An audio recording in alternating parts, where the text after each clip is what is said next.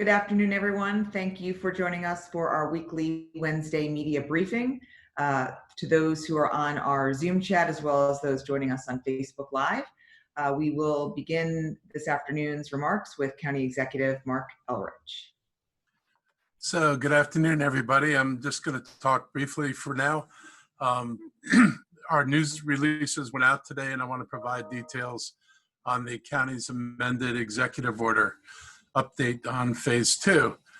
Based on the data we're seeing right now in Montgomery County, we eased some restrictions and we tightened others. Our mission, as always, is to reduce the community spread of COVID. We have been informed by the work of the contact tracing and where they see a greater source of cases and where they don't see a greater source of cases. So the big highlights out of this are that some businesses will be allowed to reopen, and that'll include businesses that are providing services like tanning, tattooing, waxing, threading, electrolysis, cryotherapy, and facial and massages. All that's by appointment only, and all of that has restrictions as to space requirements. Restaurants are now required to stop alcohol services as of 10 p.m. Food service may continue, and alcohol may continue to be sold on a to-go basis. So if people who are sitting there and enjoying a meal and they want to linger later and they want yet another drink, they can order the drinks, but the drinks have to leave when they leave, and or leave with them when they leave. The reason behind this is that contact tracing has shown that people that congregate in establishments later in the evening have higher instances of physical contact and limited social distancing. Nearly 1/4 of those interviewed by the state show indoor and outdoor dining as a significant source of transmission. And since the beginning of last month, Montgomery County inspectors have closed 4 restaurants and cited 4 for not following the reopening restrictions. And for a regional comparison, so you know what else is going on, Baltimore City no longer allows indoor dining, period. They've restricted it to outdoor dining only. And Anne Arundel County does not allow alcohol to be served after 10 p.m. So everybody is looking at this data. We are all trying to continue to adjust things where we feel that it's safe to adjust and allow more activity. We've been willing to do that. And if we didn't feel safe and didn't feel like we could allow more activity, we've decided to be more conservative. And if we see problems, as in with congregating in establishments late at night, we've decided to be a little bit more protective. And I'll stop there and turn it over to Dr. Gales. Good afternoon, everyone. Always a pleasure and good to be with you. Just have a couple of brief updates and leave the floor open for questions. First, I want to, again, emphasize the message that we have talked about from the very beginning of the pandemic and throughout, particularly as relates to reopening our phase guidelines, and particularly in the last week in relation to a number of topics in discussing reopening. We continue to remain committed to the principles of lowering our community transmission and lowering our daily caseloads, because those are the drivers that will allow us to successfully be able to reopen a host of different aspects of society, from businesses to schools to other areas. And the practices that we will continue to implement, consistent with what the county executive just mentioned, are practices that we think based upon, but based upon the evidence and data that we have available, will continue to drive those numbers in that direction. Now, we have talked about being in a plateau state for the last several weeks. We continue to be in that area with some variability in our daily counts, ranging from, I think in the last week, we've seen a low of 65 to 66 and a high of over 150. And so that average continues to be somewhere in the 70 to 80s range. And we continue to monitor those indicators in addition to our hospitalization rate and a host of other factors to determine whether or not we have continued to plateau or making progress At any rate, we need to continue to see that number come down. And we also not only need to continue to see those numbers come down for our jurisdiction, but recognizing the regional place where we stand in the National Capital Region, as well as in partnership and proximity to the Baltimore area, we need to see numbers come down there as well to help influence our ability to move forward in reopening and making provisions for reopening within our jurisdiction. Now, the other thing, again, I just want to highlight is that we continue to expand testing opportunities. We have stood up a number of other venues across the county. We do have some standing pop-up test sites, for example, in Silver Spring, the use of the Silver Spring Civic Center on Thursdays for the next several weeks. And I'm happy to say on multiple days now throughout the county testing apparatus, we've been testing on a number of days, testing well over 1,000 people during those times. We will continue to look at the data to think about where we need to place those pop-up opportunities to make sure that individuals who are in those highest volume zip codes do have access, easy access to testing, and we will continue to promote those and announce those as they come online. I will stop there and turn it over to Dr. Stoddard, but happy to answer any questions that you all may have. Thank you. Good afternoon. Thank you. I only have a couple comments before we can go to questions. So we continue to work with both our public and non-public schools on planning around, what can happen this fall. Obviously, we work with MCPS right now. They've made the decision to close through January. We're going to continue to work with them on what available childcare options there are, and also what we can do with particularly our special needs students to provide them additional resources to continue their education even through the fall and the remote work. That is obviously very intense planning, because we know that we've established that it will not be safe to be in school environments in great numbers, but there are some resources that can only be done in person, and therefore how we provide them guidance on how they can safely operate. In addition, as we did in our town hall with the non-public schools last week, we pledged to have future meetings, and we're going to begin scheduling them this week to discuss various topics on how they can improve their respective plans for operating when it is safe for them to operate. And so we'll continue those efforts. We continue to work in our recovery framework as well. Our next Community Recovery Advisory Group meeting will be next week, Wednesday the 12th. The topic of that meeting will actually be focused on the child care planning that we are doing. And so that was something that the Recovery Advisory Group itself requested, and we are going to support that request. And so we're working on several things, both with MCPS and our early child care and education initiative partners. And we'll, discuss with them the planning process on what we're working on for child care. It's obviously a very much a work in progress. I don't have specifics that we're ready to talk about yet, but there's a whole bunch of things we're looking to try and accommodate in terms of finding safe spaces for parents who don't otherwise have places that they can place their children safely if they have to go back to work. And so those are all things that we're working on right now. And with that, I'll stop, and I think we can take some questions. All right, Dr. Stoddard, thank you. We've got, looks like 6 reporters so far lined up with questions. We'll begin with Tom with Fox 5, who's got a question for the county executive, and Dr. Gales. Thank you very much for doing the call. I'd like to know that given the governor's order and the federal lawsuit that's now been filed, when are you going to recall the order that private schools cannot open? Travis? We're continuing to evaluate the impact of the governor's executive order on the directive that we put out.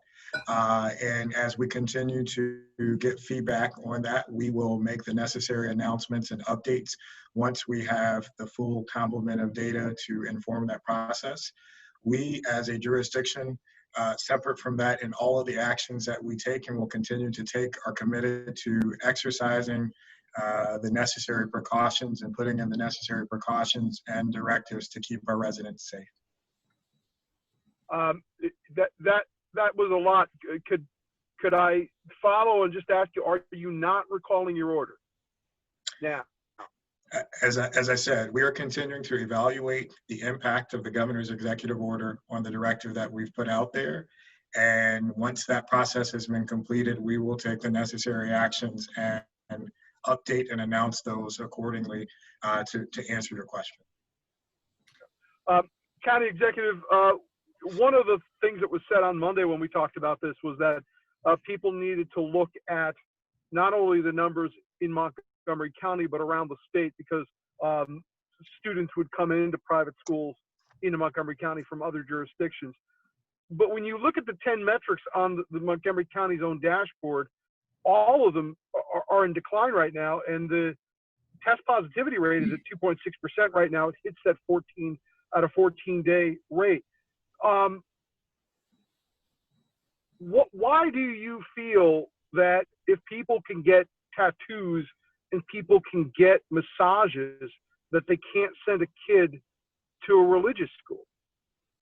Well, I don't feel any particular feeling about a religious school. I feel the same way about any school.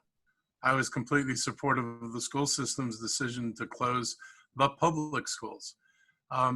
You know, you get a haircut, a massage, a tattoo, you're in and out. You are not spending 5 or 6 hours in rooms with limited air circulation and less than ideal air circulation that you would design very differently if you were dealing with these kind of health conditions. So we're just those things are just in a different place. And I'm glad you appreciate our lower numbers, but I'll remind you, the only reason we've got lower numbers is that it was a few weeks ago that the governor went one way, and Montgomery County and Prince George's County to some extent said, we're not going that way. And our numbers have tracked in one direction, and the numbers in the rest of the state have tracked in a different direction. They've turned Ocean City into a COVID bomb with, you know, lots of cases down there in Wycomico County or Worcester County, which I forget which one it is. But, you know, we chose a path to keep people safe, and I frankly think we've done a better job of it.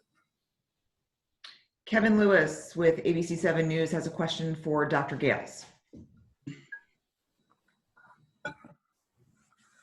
Hi, Dr. Gales. I was reviewing Councilmember Andrew Friedson's letter that he sent to you on Monday, and I know there's a number of questions there.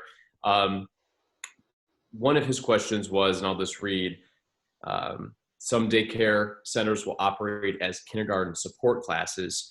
Children who would otherwise be in a public school kindergarten will go to these classes at a daycare center, and the daycare center will assist the children with online kindergarten instruction. The question goes on to say, if that can be done safely, is it possible for a private school to safely operate a kindergarten class or any other class as well? So to answer your question, it's to go back to the principles in terms of why we made the decision in the first place. And why, when we look across the country right now, there's countless and numerous examples of schools reopening and they're having cases and having to close down. The premise behind any of the plans and contingency plans to be put into place are based upon having demonstrated lower community transmission and lower daily caseloads. We have not accomplished that in Montgomery County to date. We've not accomplished that in the National Capital Region to date. We've not accomplished that in the state of Maryland to date. And we certainly haven't accomplished that across the country to date. And those are the principles guiding that conversation and the principles that will guide in terms of what types of other provisions that may be put into place in the interim until we see we have met those criteria and we have met those goals in order to safely reopen. I cannot speak to the specific provision within which Councilmember Friedson is speaking of. I will say that we are continuing to examine the different proposals that have been put into place for schools when they are allowed to reopen in terms of what they look like. And so that is a global answer to your question in terms of what we use as the factors and motivators for our directive, what we are using to guide the decisions related to reopening, and the platform within which we are looking at the respective proposals, that when we have met that criteria for the plans that are being asked to be put into place to keep kids safe. Using that same logic, do you support or do you think it would behoove the county to close daycare centers so that there's no risk of indoor education and spread this coming school year? Well, they're two separate bodies. So when we're looking at daycare, so let me take a step back. We are reviewing those same policies as well. We're looking at daycare policies. We're not only doing that here as a local jurisdiction, but the state is continuing to review those proposals and that platform as well. So we're not alone in that because we're evaluating to see if those practices are safe. What's different is there is a scale question in terms of the volume, in terms of daycares being smaller versus bringing entire schools back. And what's also different is that we do have some data points in terms of best practices for childcare because they have been continued throughout the pandemic to some degree when they reopen. We don't have any data points for kids within school settings, which are different in terms of the level of activities, the level of interactions, the level of staff, the movement and different things like that, because we closed schools down and they haven't been reopened since the pandemic started. And as a reminder, again, here in Montgomery County, when schools closed, including the public schools as well as private schools, we were averaging 4 cases a day. And they have been closed throughout that process. So even in the best settings and the best well thought out plans, the plans aren't unfortunately built upon data because kids have not been in school. And so the ideas that are being put forward are being studied.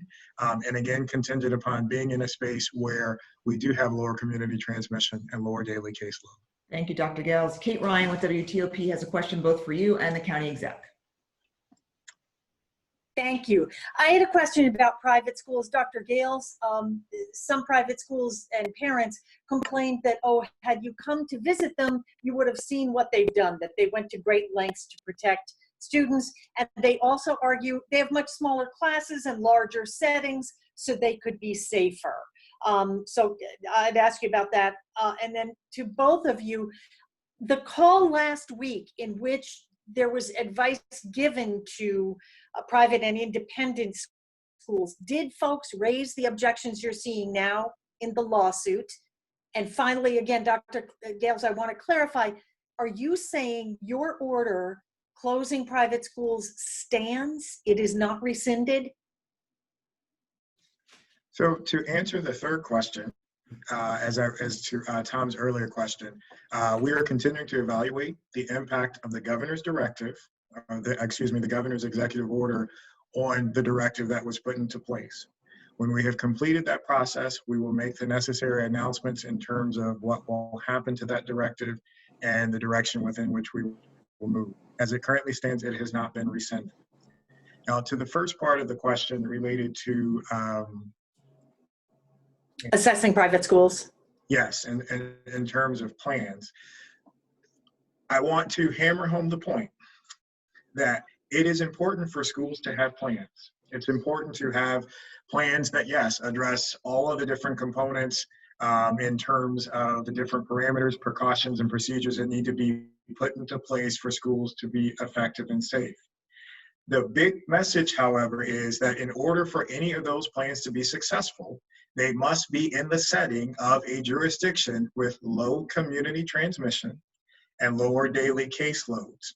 And when you look across the board, when you look at the CDC guidelines and webpage in terms of metrics and guidelines for school reopening, they explicitly say one must also look at the jurisdictional and the area epidemiology and surveillance data to determine whether or not it's safe to move forward.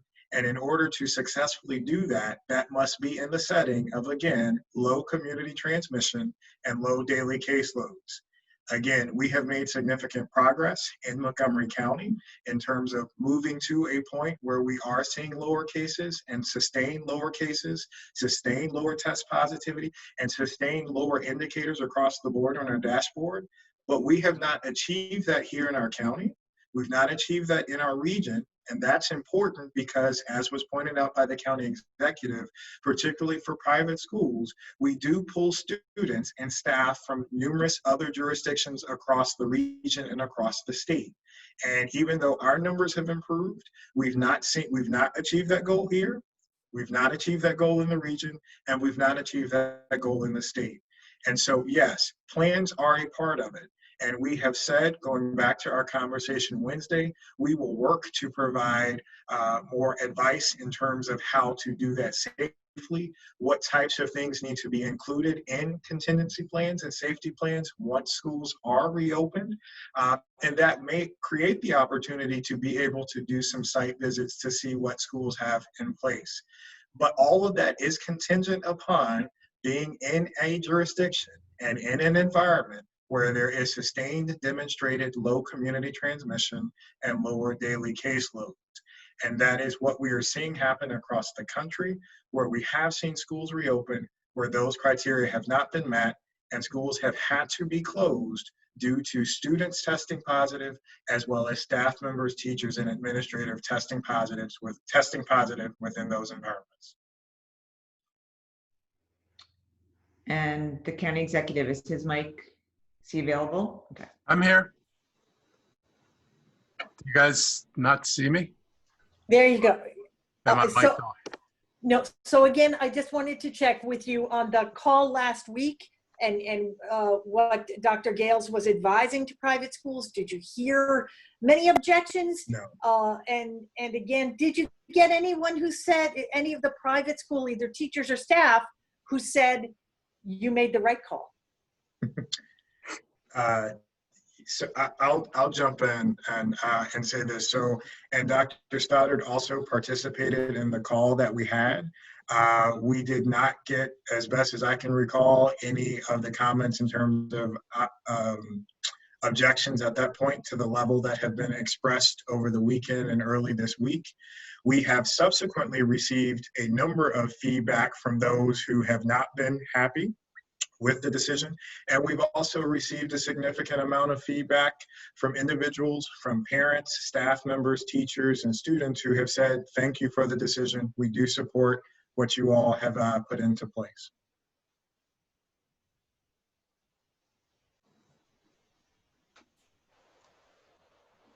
Okay.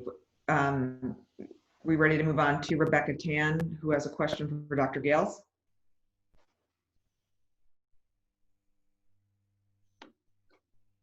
Yeah, muted. Rebecca with the post. She's muted. She's muted. She's muted. Perfect. There you Thank go. you. It's Thank unmuted you. now. Hi. Thanks for having the meeting. I appreciate all the responses that you've given so far, Dr. Gales. But I know that Governor Hogan's order was given on Monday. I'm wondering, in the days since, can you share a little bit more about what the county has learned about how the county about how his executive order might affect your directive? What do you guys know as of now? I'm not at liberty to comment further than what I've stated already in terms of we're continuing to review the governor's executive order, and I'm not attempting to be dismissive at all, but that's what I can share, that we're continuing to review the impact on the directive. And once that process has been completed, we will make the necessary announcements, and it will be clear in terms of what direction we will be taking at that point. And just a quick follow-up to that too, if that's okay, Julie.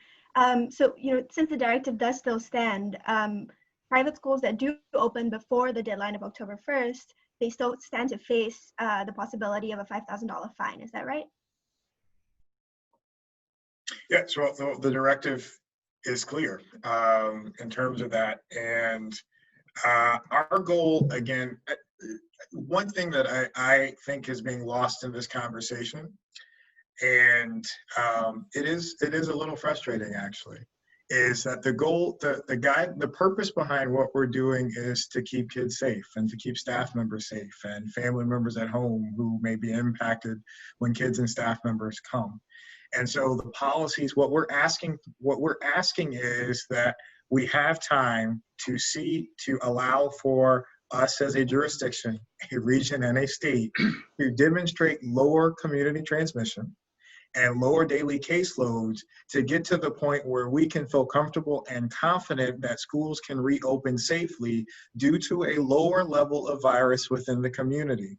We have countless examples, unfortunately, that are popping up every day of jurisdictions where we are seeing that they are opening and they're having to close within the first week. We're not making any of this stuff up. We've seen it in Indiana.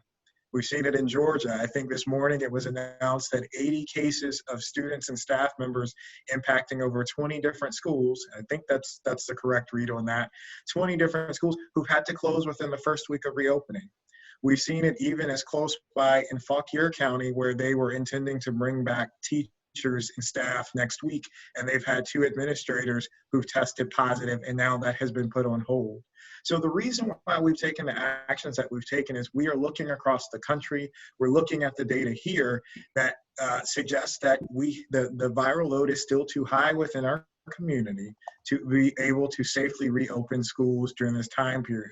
What we are asking is that we, with extending the deadline or extending the start date for in-person schooling, is that allows us to, as a jurisdiction and as a region, as a state, to be able to move in that direction where we have sustained lower community transmissions and lower daily case volumes, so that we can begin to open schools utilizing the well thought out plans that schools have put together, that we will continue to work with them to provide advice to ensure that they have thought through all of the different parameters and necessary permutations. I recall the work that we did that has been very public with how we worked with the public school system. They had a very extensive plan that anticipated a lot of different scenarios and things like that to safely reopen.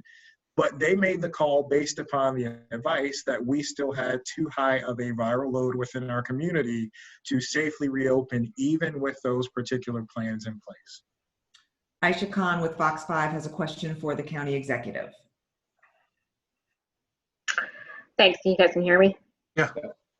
Okay. County Exec, I apologize if it sounds like a repeat question, but a little different than what Tom had asked you. But if Montgomery County is doing well by all measures, why then do we have to restrict alcohol sales, but then allow other contact services like tanning salons and waxing and threading, massage and tattoo parlors to open? And the second question, just because I'm not going to have much time, why is playing soccer or soccer now on the high risk category? So I'll try to separate this into 2 parts. There's just no equivalency between getting a massage or getting your fingernails or toes done and sitting in a room all day long. There's just absolutely no equivalency of those 2 things. And we looked at data, and there, the contact tracing, which is not something that was available in the beginning, has become available now. We can begin to see patterns. We don't see a pattern of people getting infected from having their toenails done. We do see patterns of people getting infected from congregating in larger groups. And we know as a county that the late night environment is hard to control, and we don't have enough people to put in every single bar and restaurant to assure that things are done exactly as they're supposed to be done. And the truth is, they're not always done exactly as they're supposed to be done. So out of an abundance of caution, we've made some decisions to be a little bit more restrictive because we felt that was necessary in order to maintain our good numbers. And this question, I'll share Travis's frustration. We have good numbers because of what we did. This is not like, these numbers dropped out of the sky and suddenly the cases in Montgomery County disappeared and went away.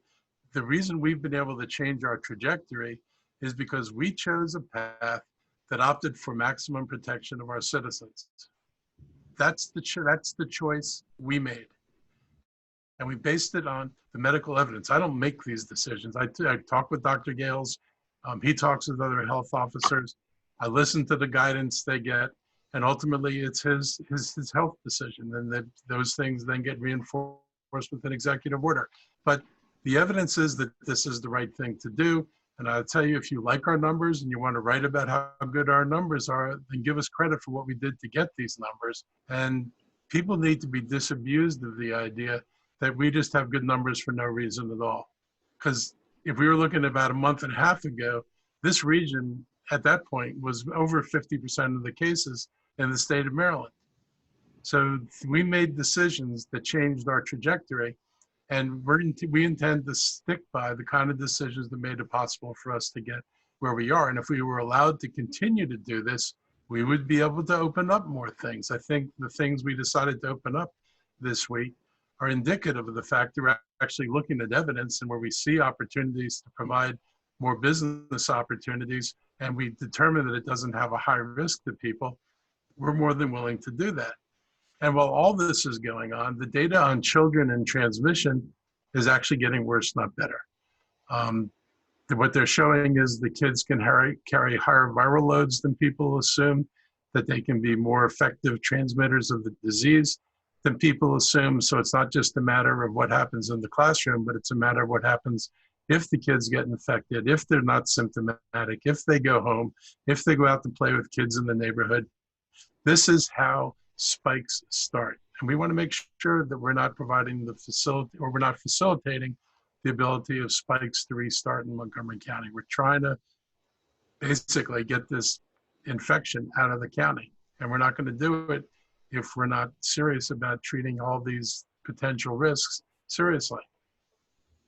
And does that part of my soccer question, I guess, why soccer is now in the high risk category?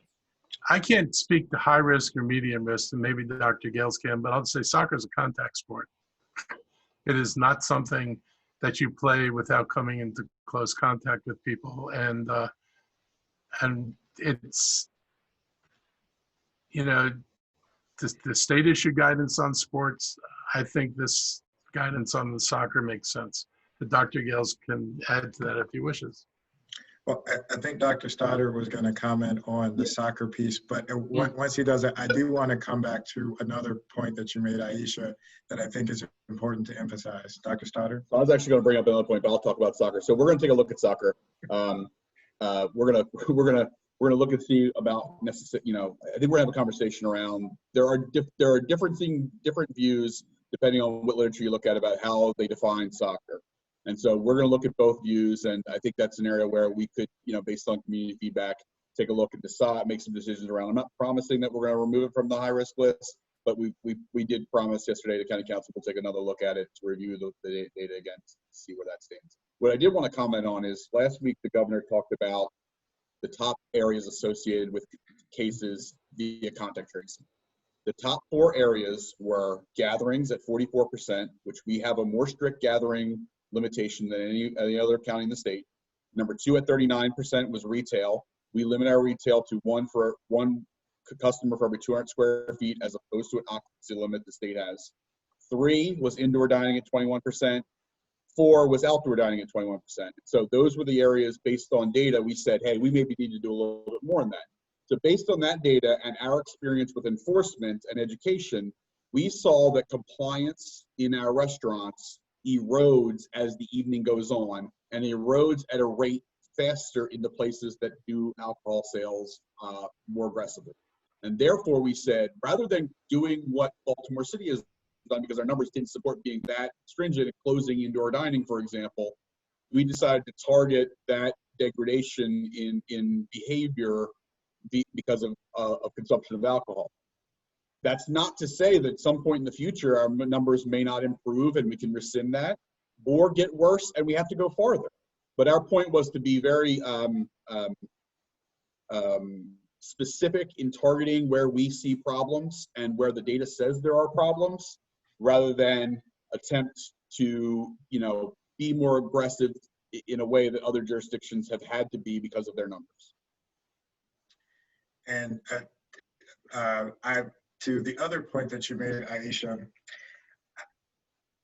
we have to be very careful about how we talk about and characterize, you know, our improvements in numbers.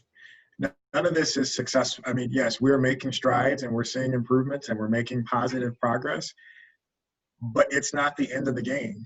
And so I don't think any of us within public health, emergency management, any of the other stretches of Montgomery County who are responding to the pandemic are happy and satisfied with 60 to 70 cases a day. And the actions that we're continuing to take are the tools that we need to take to drive that down even further, to again get to a place where we are seeing lower community transmission, to be able to reopen some of these different activities, again, whether it's school or restaurants or different types of sporting events.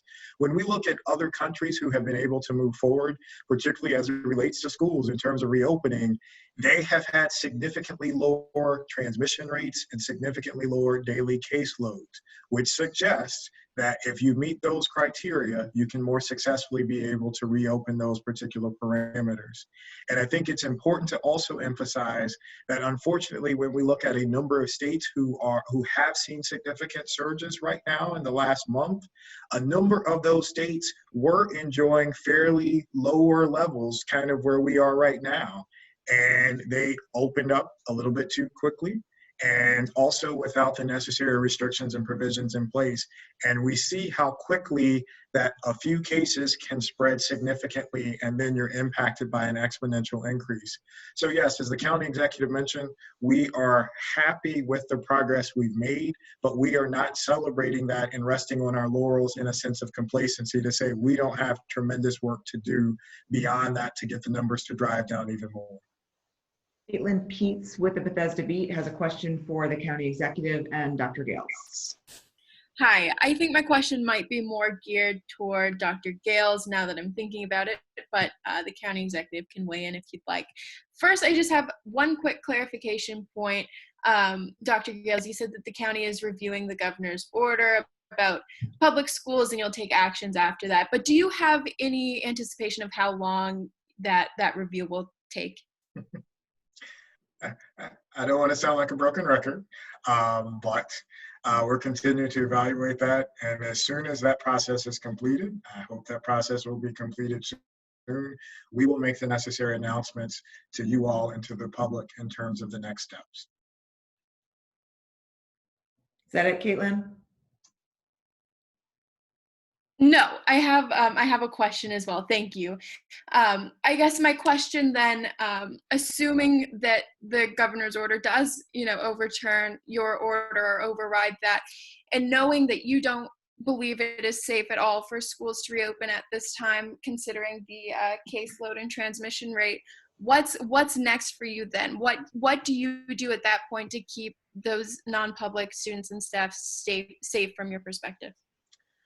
Well, regardless of how that shakes out from the legal perspective or that kind of thing, we again remain committed to putting in practices and procedures that are keeping our residents safe. And we will continue to look at the complement of options that we have available in order to make sure that that is done and that is accomplished.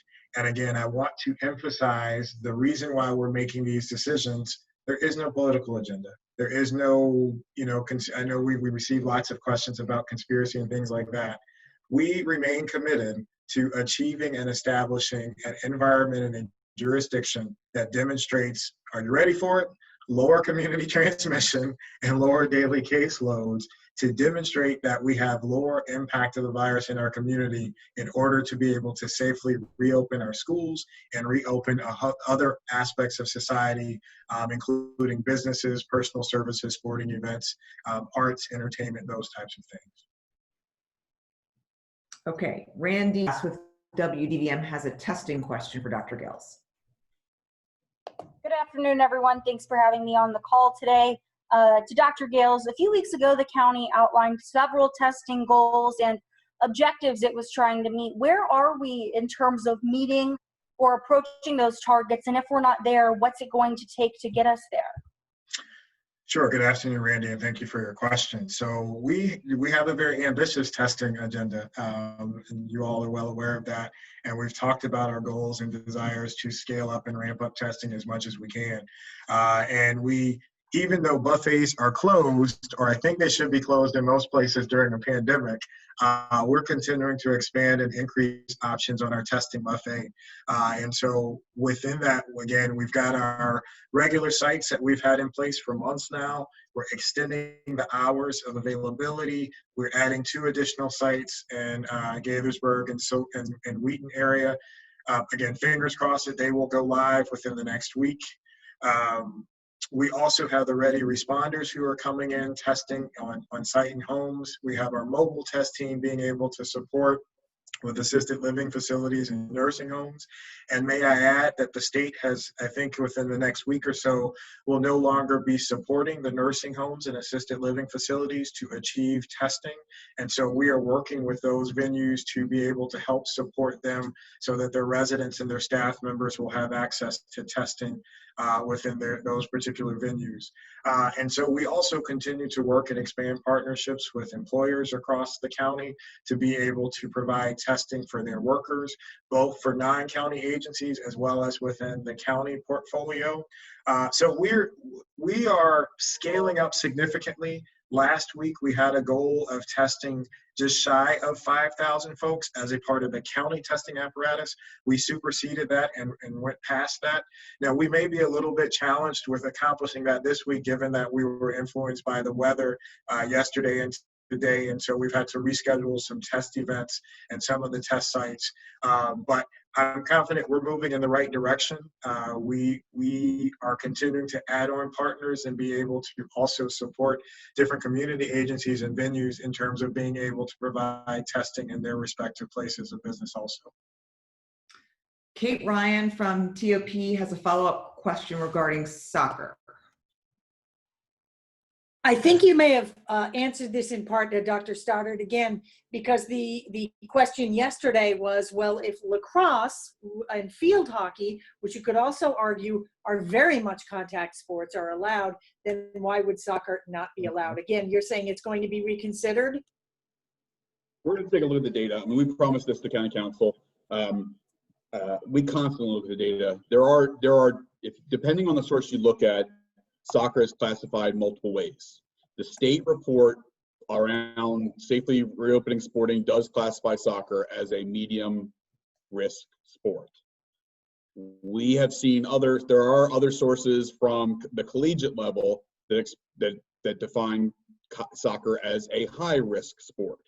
And so we're going to go back and take a look at the data that got to both of those conclusions, and simply we're just committed to reevaluating it based on the request from the county council. I don't want to pledge that we're going to include soccer. I don't want to pledge that we're not going to include soccer.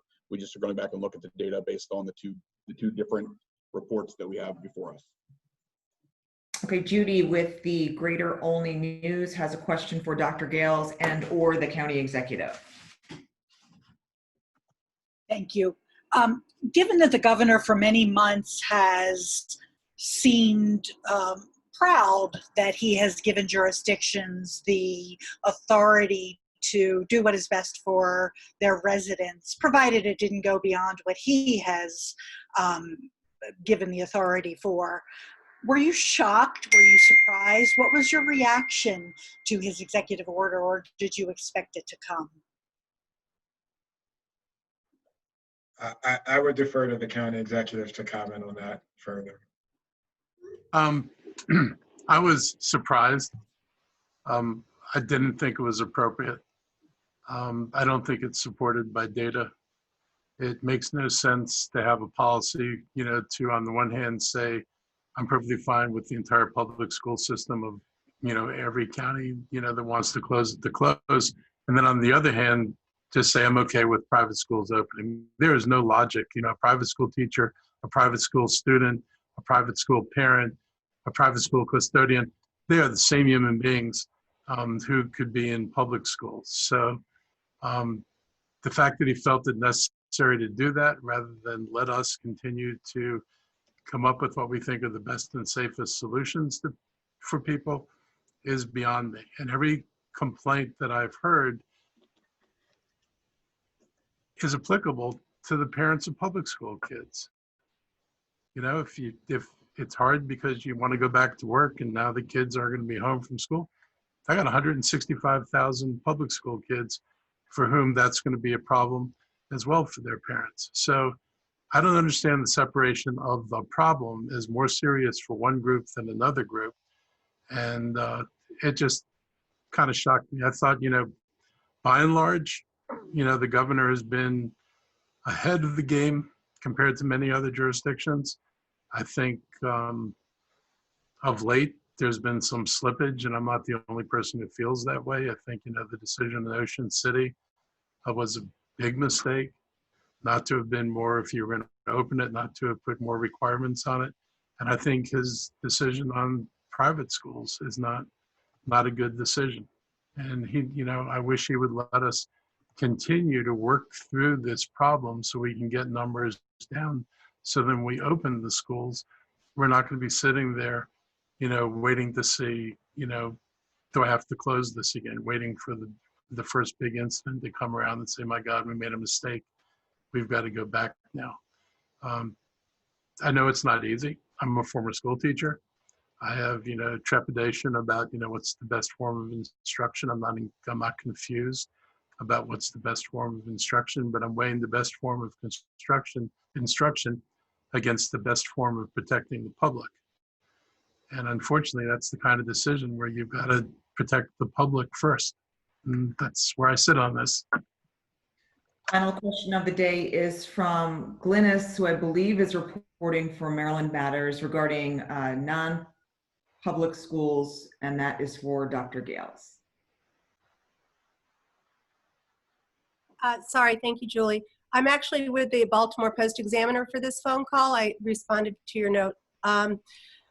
This is for Dr. Gales. Dr. Gales, I'm trying to understand the structure for private school reopenings. Did private schools send you plans for reopenings, or did they not really interact with you a lot on the county level and worked more with the state with regards to restrictions and guidelines they wanted to put in place for the coronavirus?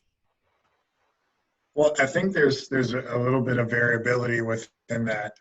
So we did have a handful of schools reach out after the public schools make their announcement.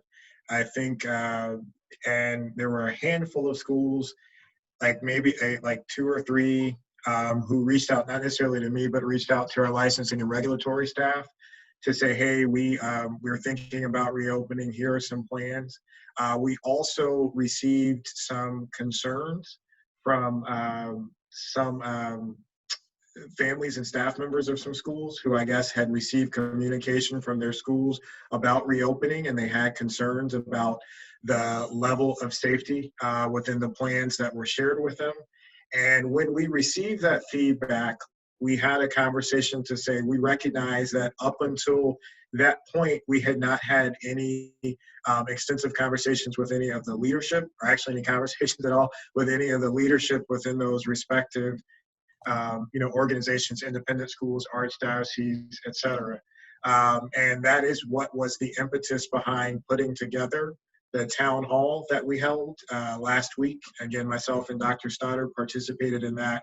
And we created the opportunity for school staff members and the like to submit questions or concerns or feedback about what they were doing within their respective schools. And in that process, it was very clear in looking at the scope of the questions provided and the concerns and comments provided that there were significant gaps in terms of the level of knowledge and understanding. And this isn't making any negative comment at all. It's just that there's a huge body of knowledge when it comes to COVID and when it comes to the types of procedures that need to be in place. And it's one thing to say, hey, we're going to keep students apart, but physically having mapped out plans that show how you're going to do that within your classrooms, within your restrooms, within your hallways, that level of specificity and detail. And part of that was, again, that's why we wanted to have that conversation. And we also, as part of that conversation, recognizing the gaps in knowledge and the gaps in the level of specificity of plans on all of those different aspects. We talked about creating a mechanism, which we're working on right now, to be able to provide feedback to schools from a global sense in terms of providing, whether it's through webinars, doing a COVID-19 101, or this is what happens if someone tests positive. Here's what the contact tracing process is, and what does that look like impacting our schools. So we've made a commitment to do that.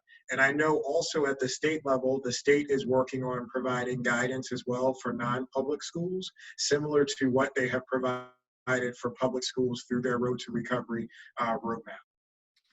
And our final question of the day is from Pamela Wood with the Baltimore Sun. She's having some audio issues, so I will just read for the county executive specifically her question. And that is, Mr. Elrich, have you spoken with Governor Hogan about Dr. Gales's public health order regarding non-public schools? No, I haven't spoken to the governor. I will be, I think today I'll be on a call with the governor's staff, but he no longer attends those calls. So it'll just be a call with the staff. I will be sure to at least let them know how I feel about it. Because I'm not going to waste that opportunity to express, my feelings on this. But he has not spoken to me, and haven't spoken to him. All right, and that will do it. Thank you very much for this robust conversation. We have reached the 60-minute mark. We appreciate you joining us here today. And if we don't see you sooner, we'll see you back here next Wednesday at 12:30. Thank you.